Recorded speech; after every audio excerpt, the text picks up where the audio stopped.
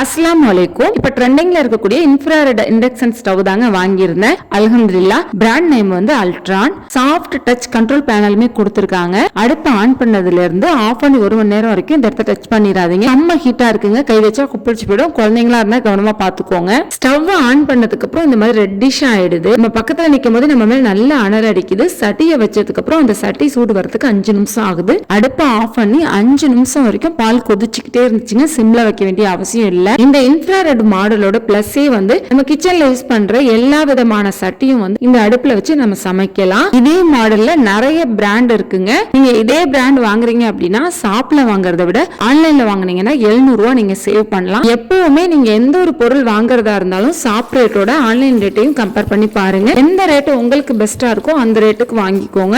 சமைச்சு முடிச்சதுக்கு அப்புறம் அந்த சூட்டோட நீங்க தொடச்சீங்கன்னா கிளாஸ் வந்து உடையறதுக்கும் வாய்ப்பு இருக்கு. நல்லா 1 மணி நேரம் ஆற விட்டுட்டு அதுக்கப்புறம் கிளீன் பண்ணிக்கோங்க.